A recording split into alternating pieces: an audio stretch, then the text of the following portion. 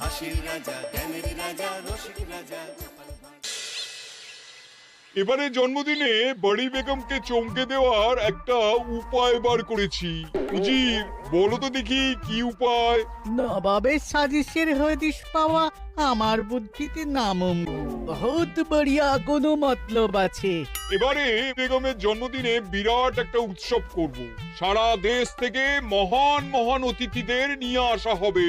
দুনিয়ার সেরা সেরা খাবার, সেরা সেরা গাইয়ে, সেরা সেরা বাজিয়ে, সেরা সেরা নাচিয়ে রাতকে দিন করে দেবে এমন রোশনাই। রেস্ট নাই। কি বললে?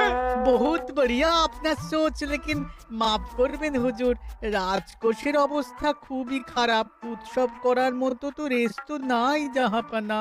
কোনো কথা শুনতে চাই না। আমি হলাম গিয়ে বাংলার নবাব। আমি আনন্দ হই হুল্লোড় করবো না তো কে আর করবে? একদম ঠিক জাহাপানা, কিন্তু কর বসিয়ে টাকা তোলো। সব কিছুতেই কর বসানো আছে জাহাপানা। হাসি কান্না ছাড়া আর কোনো কিছুতেই কর বসানো যে বাকি নেই। তার ওপরেই কর বসাও। হাসি কান্নার ওপর কর? না, শীতকাল আসছে, বসাও বসাও কর হাঁচির ওপর। হ্যাঁ, হাতির ওপর কর? বসাও। ওরকম মুখ করে আছো কেন? যদি না পারো তো বলে দাও, আমি অন্য উজির নিয়োগ করব। আমি আজই ঘোষণা করে দিচ্ছি, এবার থেকে হাতির ওপর কর দিতে হবে। হ্যাঁ, তো জানাব, এতে প্রজারা যদি ক্ষুব্ধ হয়? আরে বাবা, প্রজাদের কাজই তো মাঝে মাঝে ক্ষুব্ধ হওয়া। তা ঠিক হুজুর। আমাকে কদর করে এমন কিছু সন্ডা আছে, তাদেরকে কাজে লাগাতে হবে। বহুত খুব জাহাপানা। তাহলে হাঁচি গোনার লোকের ব্যবস্থা করে নি। ওই সন্ডারাই হাঁচি গুনবে। ওদের স্বেচ্ছাসেবক হিসেবে নিয়োগ করো। বহুত খুব জাহাপানা। সব জায়গায় লোক পাঠাতে শুরু করো। তবে কৃষ্ণনগরে বেছে বেছে লোক পাঠাবে। আর মনে রেখো, ওখানে গোপাল আছে।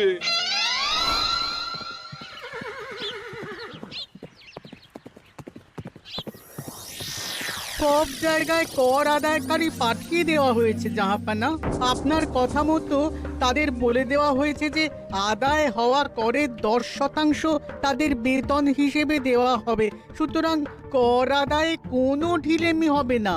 বহুত আচ্ছা, বহুত আচ্ছা।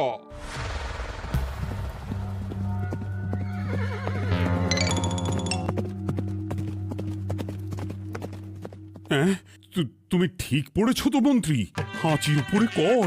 বলেন তো, আর একবার পড়ছি মহারাজ। আসলে এটা নবাবই মশকরা। আমাদের নবাব যে খুবই রসিক মানুষ তা তো আমরা দেখেছি। বারবার কৃষ্ণনগরের সঙ্গে রসিকতা করতে গিয়ে হাঁড়ি ফেটে রস একেবারে মাখামাখি হয়েছে, আর সারা গায়ে পিঁপড়ে ধরেছে। মশকরা নয়, একদম সত্যি কথা। হাঁচির উপরে কর বসানো হয়েছে, আর আমরা হলাম নবাবের খাস হাঁচি গোনার দল।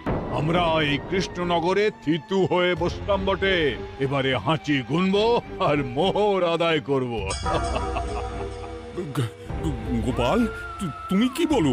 সর্দার, তোমাদের এখানে আসা একেবারেই লোকসান হয়েছে। কেন মশাই? আচ্ছা, আপনি গোপাল? না না, আপনার কোনো কথাই শুনবো না।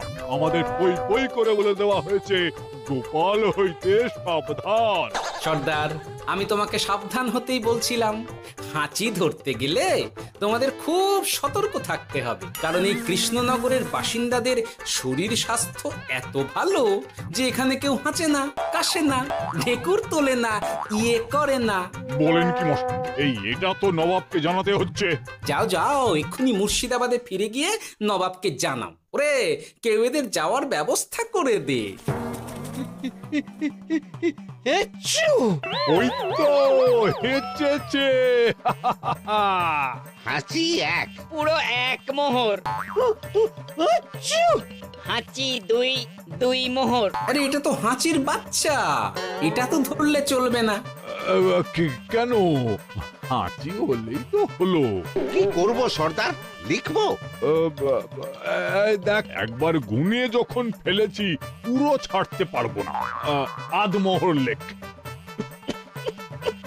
এটা কাশি, কাশিতে কোনো করের কথা নেই। লেখ লেখ লেখ লেখ লেখ। হাঁচি তিন, পুরো 1 মোহর। হাঁচি 4,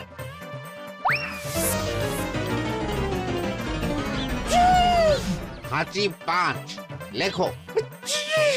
হাঁচি 6,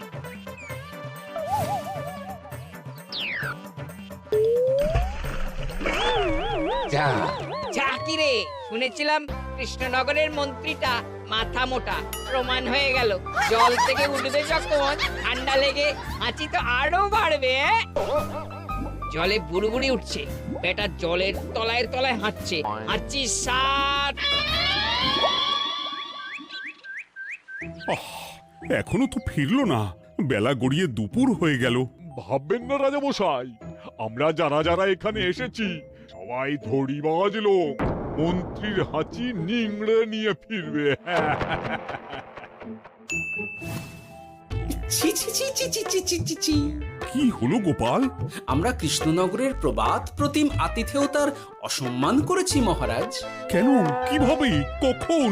এখন মহারাজ, এখন এনারা সেই সুদূর মুর্শিদাবাদ থেকে এসেছেন, আর আমরা এতক্ষণ শুধু অন্য কথাই বলে চলেছি, এনাদের আপ্যায়নের ব্যবস্থা করিনি। তাই তো। মহারাজ, আপনি ব্যস্ত হবেন না। এই কে আছো? শোনো, এদের রাজ অতিথিশালাতে থাকার বিশেষ ব্যবস্থা করো। এদের খাবার যাবে মহারাজের পাকশাল থেকে।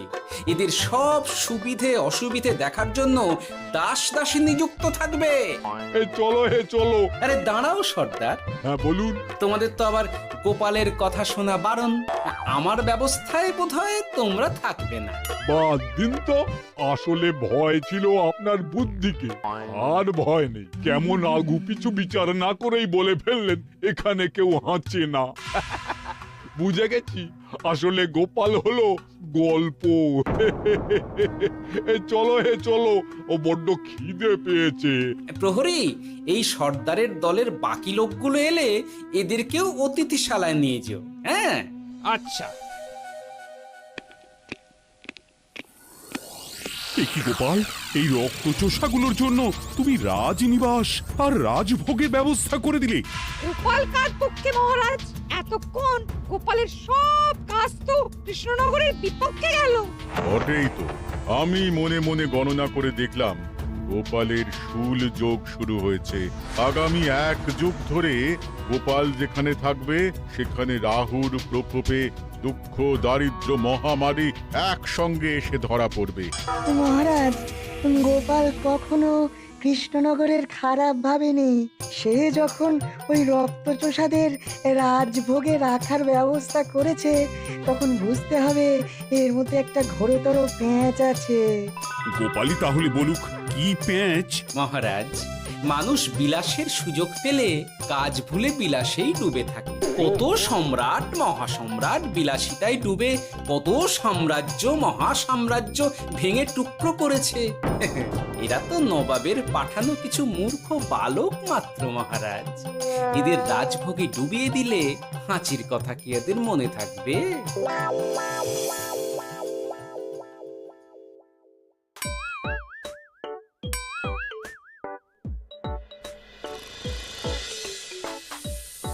কি ব্যবস্থাপনা সব ঠিক আছে তো?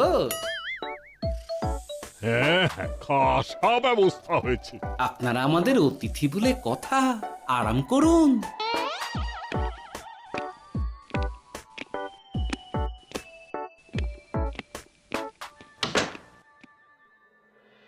বিজ্ঞানী, তোমার এই দুমুখ আয়না আবিষ্কার তোমার জীবনের সেরা কাজ। একদিক দিয়ে আয়না, অন্য দিক দিয়ে কাঁচ। কেউ জানতেই পারবে না যে তার উপর নজর রাখা হচ্ছে। অনবদ্য অনবদ্য। মহারাজের জয় হোক। কিন্তু মহারাজ, এই কৃতিত্বের মূল ভাগীদার আমাদের মন্ত্রী। তাই নাকি? হ্যাঁ মহারাজ, মন্ত্রীর দুমুখ কাজকর্ম দেখেই দুমুখ আয়নার কথা আমার মাথায় আসে। মুখ সামলে কথা বলো বিজ্ঞানী। ওরা শুনতে পাচ্ছে। যা চেঁচালেন 20 ইঞ্চির দেওয়াল ভেদ করে ওদিকে চলে যাবে কথা। এই কে যেন কাকে মুখ সামলে কথা বলতে বললো? ওই বাইরে কেউ বলেছে। এই তোমরা সবাই শোনো, অতিথিদের যেন আদর যত্নের ত্রুটি না হয়। আমি আর যাই, কাল সকালে আসবো, কেমন? গোপালকে নিয়ে নবাব আর উজির যেমন ভয় দেখিয়ে দিয়েছিল, গোপাল কিন্তু সেরকম নয়। এই তোরা কি বলিস? না না না না না না, গোপাল একটু ওই হাবা গোবা আছে দাদা। দেখো দেখি কেমন বুক পেতে দিয়েছে। এবার ওদেরই বুকে বসে ওদেরই দাড়ি ওপরাবো। গোপালের জবাব নেই, ঠিক সামলে দিল। মহারাজ, এই প্যাঁচটা আমার মাথাতেই এসেছিল, কিন্তু ওই যে নাকে মাছি ঢুকে গিয়েই সব বরবাদ হয়ে গেল। মহারাজ, এই পরিকল্পনা যদি মন্ত্রীর মাথাতে আগে এসে থাকে, তাহলে এদের মন্ত্রী আমার চেয়ে ভালো করে সামলাতে পারবেন মহারাজ। বটেই তো, এই দায়িত্ব আমি নিলাম মহারাজ।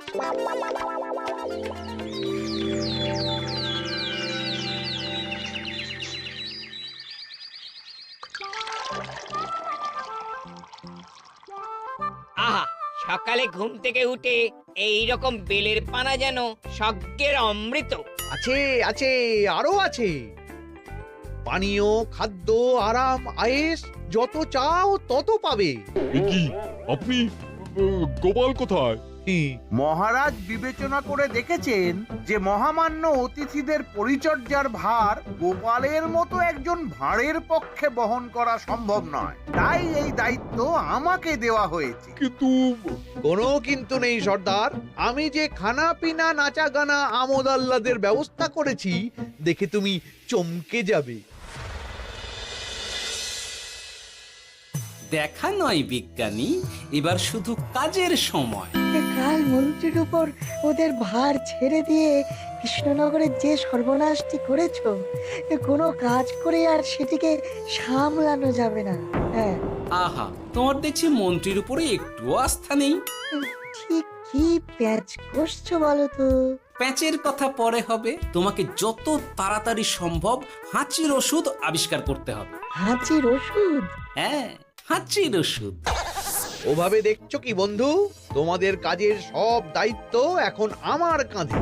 তোমরা আমোদ করবে আর আমি কর আদায় করে তোমার হাতে এনে তুলে দেব। সর্দার, এর মধ্যে একটা চাল আছে মনে হচ্ছে। কি আর আমি বুঝিনি। এখন কি করবে? বিশ্বাস করে আদায় উসুলের ভার এর উপরে ছেড়ে দেবে? পাগল নাকি? মন্ত্রী মশাই, বলো বন্ধু। বলছিলাম আর দেরিতে কাজ কি?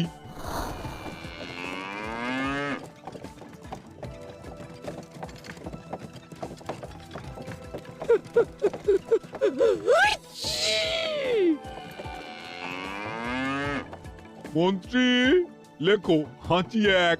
ওহে, তোমার নাম কি? মন্ত্রেশ্বর হুজুরি আগে। লিখুন মন্ত্রী মশাই, নাম লিখুন। ওহে মন্তেশ্বর, হাঁচি কর, এক মোহর ছাড়ো দেখিনি। হাঁচি দুই। আরে যাও, দৌড়ে গিয়ে দু মোহর আদায় করে আনো। ওরে, তোরা সব কৃষ্ণনগরের কোণে কোণে ছড়িয়ে পড় দেখি, একটা হাঁচিও যেন বাদ না পড়ে। হ্যাঁ,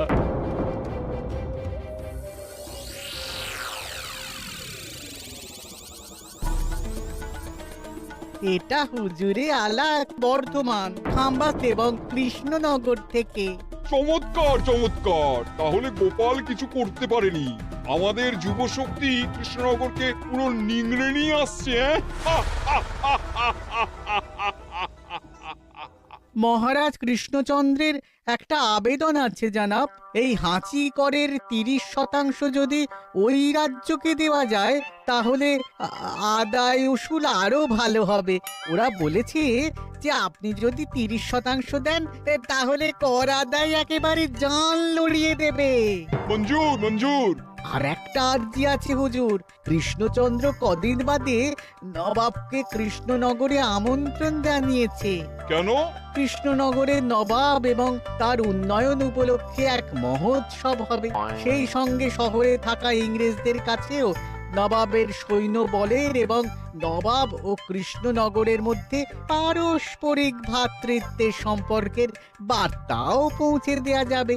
নবাবের অধীনস্থ রাজারা নবাবের শত্রু, এই রকম একটা ধারণা থেকে ইংরেজরা ইদানিং বেপরোয়া হয়ে উঠেছে, তাতে লাগাম উঠবে। বহুত খুব, মঞ্জুর মঞ্জুর মঞ্জুর।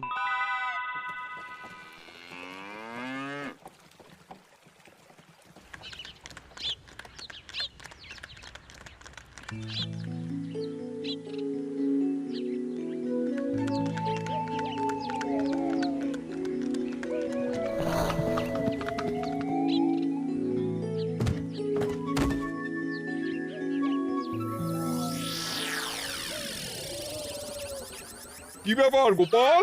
জাহাপনা বলুন, কি খিদমত করব? আমি যা বলবো তাই করবে। অবশ্যই জাহাপনা। কি আবার উজির, তুমি সাক্ষী, মহারাজ কৃষ্ণচন্দ্র আপনিও সাক্ষী। গোপাল আমাকে কথা দিয়েছে আমি যা চাইবো তাই করবে। গোপাল, তুমি আমার সঙ্গে মুর্শিদাবাদ যাবে।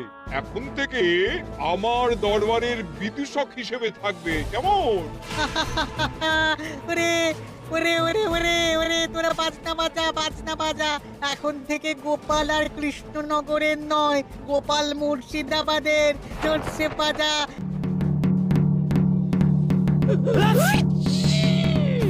কি হলো? হুজুর, মনে হচ্ছে আপনার সৈন্যদল হাঁটছে। হ্যাঁ? হুজুর, হাঁচিকরের বন্যা, সব সৈন্য 10-12টা করে হেঁচে ফেলেছে। মানে প্রচুর মোহর হয়ে গেছে আর বাড়ছে বাড়ছে। আমার হাঁচি গোনার দল একটা হাঁচিও বাদ দেবে না। মোহর রাখার জন্য নতুন পোশাকখানা বানাতে হবে হুজুর। সর্দার, আমাদের হাঁচিগুলো কি খুলবো? হ্যাঁ, নিশ্চয়ই। একটা হাঁচিও যেন বাদ না পড়ে। চলুন হুজুর, আমরা এখানে দাঁড়িয়ে থেকে আর কি করব?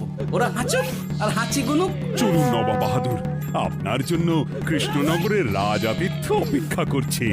হুজুর, আমার মনে হয় আমাদের কৃষ্ণনগরে এখন আর দেরি করা উচিত হবে না। আমরা সোজা শহরের দিকে রওনা হয়ে যাই। শহরের ইংরেজদের শিক্ষা দিয়ে ফেরার পথে আমরা কৃষ্ণনগরের আতিথ্য গ্রহণ করব। সে কি? মহারাজ, নবাবের মতো কর্তব্যপরায়ণ ইনসানকে তার কর্তব্য পালনে বাধা দেবেন না। আমরা ওনার শহর থেকে ফেরার অপেক্ষায় থাকব। ঠিক ঠিক, আমার এক্ষুনি শহরে যাওয়ার দরকার। ইংরেজরা সব নিয়ম কানুন ভেঙে চুরে যা ইচ্ছে তাই করতে আরম্ভ করেছে। বুঝি, সৈন্যদের ডাক দাও, চলো রওনা হই। কিন্তু জাহাপনা, আপনার সৈন্যদের থেকে পাওনা মোহরগুলো এতক্ষণে যা হেঁচেছে, লাখখানেক মোহর তো হয়েই গেছে। ওটা আমরা নিজেদের মধ্যে বুঝে নেব। কিন্তু ওই করের 30% যে কৃষ্ণনগরের পাওনা। পেয়ে যাবে। শহর থেকে ফিরি। আরেকটা কথা, হাঁচি কর ব্যবস্থা এখন থেকে উঠে গেল।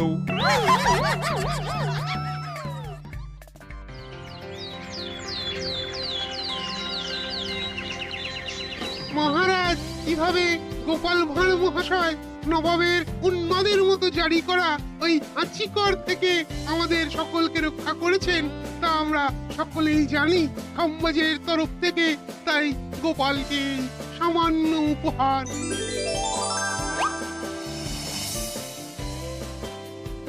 ওহ গোপাল, সত্যি তোমার জবাব নেই। কিছুই হতো না যদি না বিজ্ঞানী ওই হাঁচি চূর্ণ আবিষ্কার করত।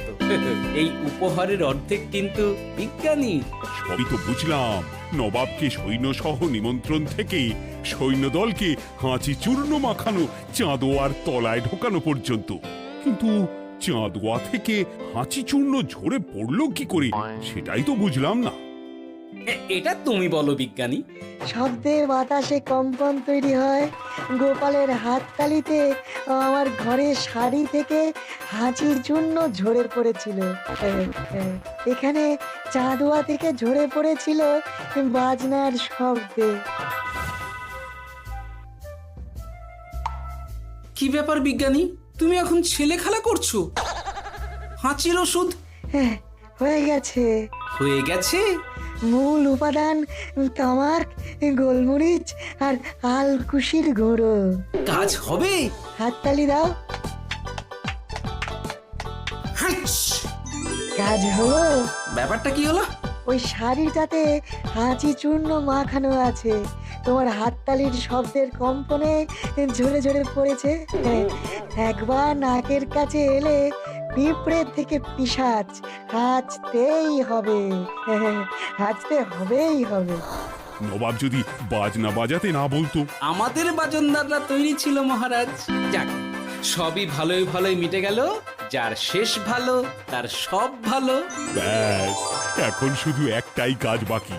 নবাবের কাছ থেকে পরে 30% বাবদ পাওনা মোহর মুর্শিদাবাদে গিয়ে নবাবের কাছ থেকে তুমি নিয়ে আসবে। আচ্ছা মহারাজ।